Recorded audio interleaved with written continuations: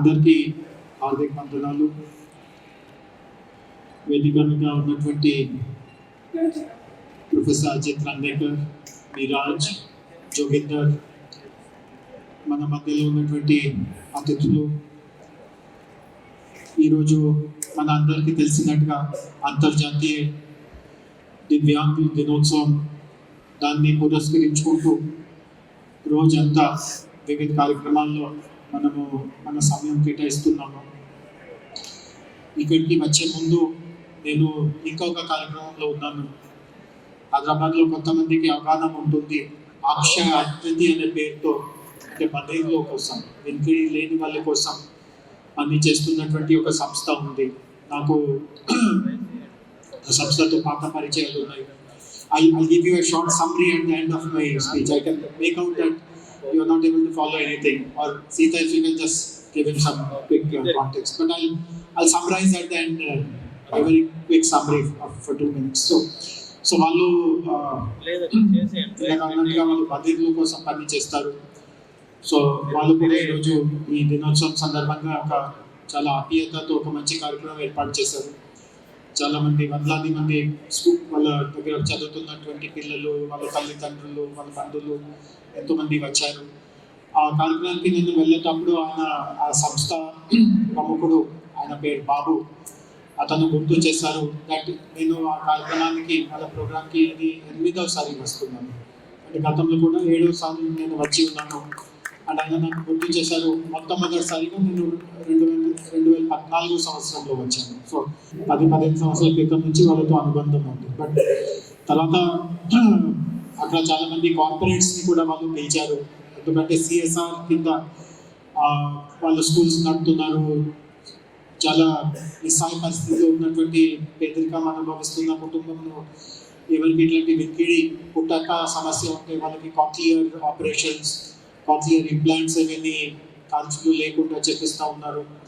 So కార్పొరేట్స్తో మాట్లాడుతూ ఉంటే ఒకటి ఏమర్థమైంది అంటే, 10-15 సంవత్సరాల క్రితానికి ఇప్పటికీ ఒక చాలా ముఖ్యమైన తేడా ఏముంది అంటే, ఈ రంగంలో టెక్నాలజీ అభివృద్ధి చాలా వేగంగా జరిగింది. అంటే నేను స్వయంగా ఆశ్చర్యపోయాను. నాకే ఆ విషయం గురించి ఇప్పటి వరకు అవగాహన లేదు. డెల్ అనే ఒక కంపెనీ ఉంది, చాలా మందికి అవగాహన ఉంటుంది. యూఎస్కి చెందిన కంపెనీ, హైదరాబాద్లో కూడా వాళ్ళది పెద్ద కేంద్రం ఇప్పటి నుంచి ఉంది, 20 సంవత్సరాల నుంచి వాళ్ళ కేంద్రం ఉంది. డెల్ వాళ్ళు ఈరోజు నాకు ఒకటి చూపించారు. వాళ్ళు ఒక టూల్ తయారు చేశారు. అంటే స్పీచ్ ద్వారా, సపోజ్ ఇప్పుడు నేను మాట్లాడుతూ ఉన్నాను అనుకోండి, సో ఆ సాఫ్ట్వేర్ ఉపయోగం వలన ఆ స్పీచ్ని సైన్ లాంగ్వేజ్లో మనము తర్జుమా చేయగలం. సో సాధారణంగా మనం చూస్తాము సైన్ లాంగ్వేజ్ అంటే, ఉదాహరణకి ఇక్కడ హాల్లో ఎవరైనా వెనుకడి లేని వాళ్ళు ఉంటే ఒక సైన్ లాంగ్వేజ్ ఇంటర్ప్రిటర్ ఉంటారు, సైన్ లాంగ్వేజ్లో వారు చెప్తూ ఉంటారు. బట్ ఆ సాఫ్ట్వేర్ ఉపయోగంతో ఇట్లాంటి ఏం ఇంటర్ప్రిటర్ అవసరం లేదు. ఖచ్చితంగా ఇంటర్ప్రిటర్ ఉండాల్సిందిగా ఉంటే ఆ ఇంటర్ప్రిటర్కి సైన్ లాంగ్వేజ్ కావాలి, ట్రైనింగ్ ఉండాలి, అవన్నీ ఏం అవసరం లేకుండా ఈరోజు టెక్నాలజీ ద్వారా ఇది ఒక పెద్ద సమస్యని అధిగమించే పరిస్థితి వచ్చింది. అదేవిధంగా ఇంకా ఒక కంపెనీ మాకు చెప్పింది, వాళ్ళు ఈ లెర్నింగ్కి సంబంధించిన రకరకాలుగా మాడ్యూల్స్ తయారు చేశారు. అంటే బదిలీలు కూడా అర్థం చేయగలిగే రూపంలో. సో ఇట్లాంటి టెక్నాలజీ అభివృద్ధి, టెక్నాలజీలో జరుగుతున్నటువంటి మార్పుల్ని మనం పూర్తిగా ఉపయోగించుకోవడానికి మనము సమక్షంగా ఉంటే, ఈరోజు మనము మన మధ్యలో ఉన్నటువంటి దివ్యాంగులకి ఎన్నైనా సహాయం చేస్తున్నట్టు ఉంటాము. సో ఇదే ఉద్దేశంతో అసిస్టివ్ టెక్నాలజీ సమ్మిట్, ఇది 4వ వేడు నేను అనుకుంటాను, 5వ. సో ఈ సమ్మిట్ ఇంకా జరుగుతూ ఉంది. గతంలో కూడా ప్రతి సంవత్సరం ఈ సమ్మిట్లో ఎంతైనా ఆలస్యం జరిగినా, వేరే ఎన్నైనా అనివార్య కార్యక్రమాలు ఉన్నా, కొంతసేపటి కోసమైనా నేను పాల్గొనడానికి ఎప్పుడైనా ఉత్సాహం చూపిస్తూ ఉంటాను.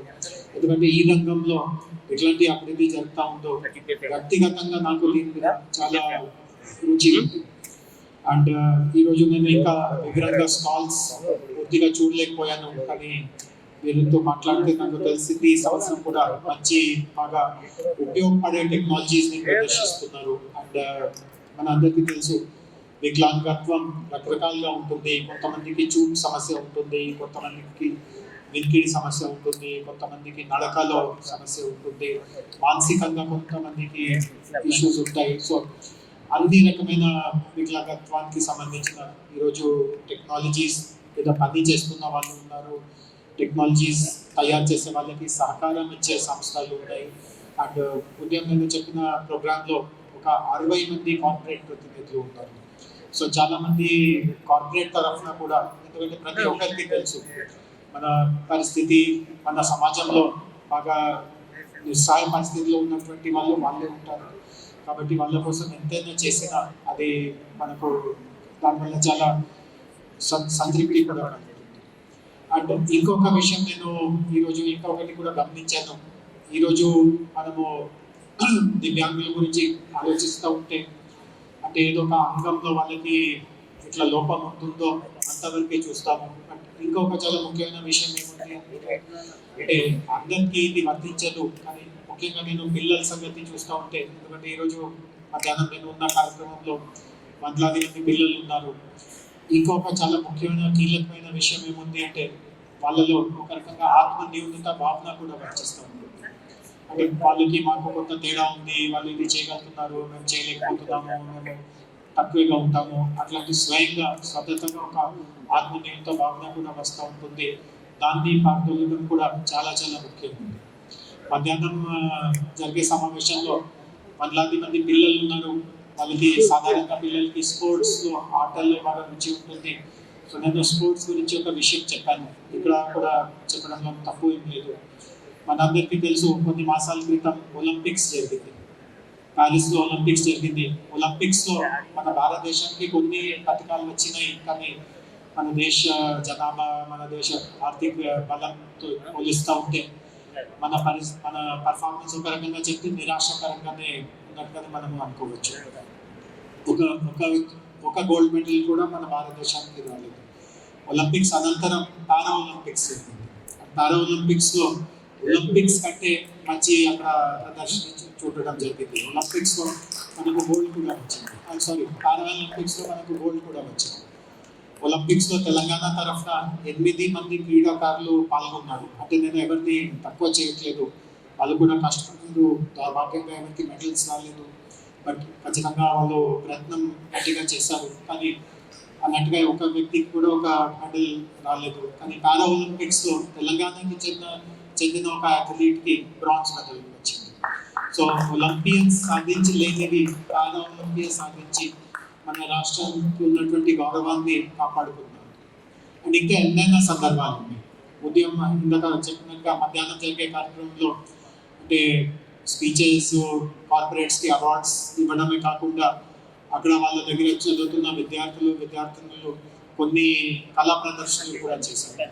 నేను గమనించాను, కొంతమంది ఆర్ట్ చేస్తారు, పెయింటింగ్ చేస్తారు. అంటే పెద్ద పెద్ద ఆర్ట్ గ్యాలరీస్లో ఉన్న ఆర్ట్ కంటే కూడా దాంట్లో ఉన్నటువంటి క్రియేటివిటీ, సృజన, ఇమాజినేషన్, ఊహాలు దానికంటే కూడా మంచిగా ఉంది. కొంతమంది అక్కడ డాన్స్ చేశారు. అంటే వాళ్ళకి నడకలో సమస్య ఉన్నా కూడా వాళ్ళకు మన కోరియోగ్రఫీ అంటారు, డాన్స్లో అందరూ ఒకే రకంగా స్టెప్ చేస్తూ ఉంటేనే చూడడంలో కొంచెం మంచిగా అనిపిస్తుంది, లేకపోతే ఏదో ఒక వికారంగా ఏదో చెప్తున్నట్టుగా అనిపిస్తుంది. వాళ్ళ కోరియోగ్రఫీ చాలా పర్ఫెక్ట్గా ఉంది. ఎన్నెన్న వాళ్ళలో ప్రతిభ ఉంది. సో ఆత్మన్యూనత అస్సలు రాకూడదు, ఎందుకంటే వాళ్ళ ప్రతిభ మిగతా వాళ్ళలో ఉన్నటువంటి ప్రతిభల కంటే కూడా మించిగా ఉంటుంది. బట్ మనం ఇట్లాంటి విషయాలన్నీ వాళ్ళ సమక్షంలో, వాళ్ళ మనసులోనే రాకుండా చూడగలగాలి. ఈ బాధ్యత మన అందరిది. సో టెక్నాలజీ మంచిగా వినియోగించడం, ఇట్లాంటి ప్రతి ఒక్కరిలో ఉన్నటువంటి ప్రతిభ పైన ఎక్కువ దృష్టి సాధించడం, దాని గురించి ఎక్కువ మాట్లాడుతూ ఉండడం, ఎక్కువ అభ్యాసం చేపిస్తూ ఉండడం, దాంట్లోనే వాళ్ళు ఇంకా పరిపక్వత దిశలో పోతున్నట్టుగా వాళ్ళని ప్రోత్సహించడం, అది చాలా చాలా ఇంపార్టెంట్గా ఉంది. అండ్ చివరిలో నేను ఒకటే చెప్తాను, ఈరోజు మనము ఈ అసిస్టివ్ టెక్నాలజీ కార్యక్రమంలో పాల్పంచుకుంటున్నాము. దీన్ని ఇంకా విస్తృత స్థాయిలో తీసుకువెళ్లాల్సిందిగా ఉంటే అందరు భాగస్వామ్యం అవసరం ఉంది. సాధారణంగా అందరూ అనుకుంటారు ప్రభుత్వం చేస్తుంది, ప్రభుత్వం ఖచ్చితంగా చేయాల్సిందే, ప్రభుత్వం పైన కూడా బాధ్యత ఉంది. బట్ మధ్యాహ్నం నేను చాలా గర్వపడాను, సిటీలో ఉన్నటువంటి అన్ని పెద్ద పెద్ద ఐటీ కంపెనీస్, మ్యానుఫ్యాక్చరింగ్ కంపెనీస్, 60 మంది కంపెనీస్ ఈరోజు అక్కడ ముందుకు వచ్చి వాళ్ళు సిఎస్ఆర్ ఫండ్స్ నుంచి డబ్బు రూపంలో కావచ్చు, వనరుల రూపంలో కావచ్చు, అన్నిటికంటే ముఖ్యం వాళ్ళ ఎంప్లాయీస్ సమయం రూపంలో కావచ్చు, ఏదో ఒక రూపంలో వాళ్ళు కృషి అందిస్తున్నారు. సో ప్రభుత్వ ఇతర సంస్థలు, కార్పొరేట్స్, ఇక్కడ ఉన్నటువంటి పెద్దలు, వాళ్ళలాంటి సంస్థలు నడిపే ప్రముఖులు, మన అందరికీ ఇది ఒక సామూహికమైన బాధ్యత ఉంది. ఈ రంగంలో జరుగుతున్నటువంటి అభివృద్ధిని ఇంకా భారీ స్థాయిలో, పెద్ద స్థాయిలో, ముఖ్యంగా క్షేత్ర స్థాయి వరకు తీసుకువెళ్ళడానికి మనందరూ కృషి చేస్తాము అని నేను ఆశిస్తూ, మరి ఒకసారి అసిస్టివ్ టెక్నాలజీ మన స్టాల్స్లో ఉన్నటువంటి స్టార్టప్స్, కంపెనీస్, ఆంటర్ప్రెనర్స్ వాళ్ళందరికీ కూడా నేను ఇంకా వివరంగా చూడలేదు, బట్ ఖచ్చితంగా మంచిగానే వాళ్ళు చేసి ఉంటారు అట్లా అనుకుంటూ మరి కూడా హృదయపూర్వకంగా నా అభినందన తెలియపరుస్తున్నాను. అండ్ తదుపరి కార్యక్రమం నిర్వహించవలసిందిగా. So do I need to tell you again or could you grab something?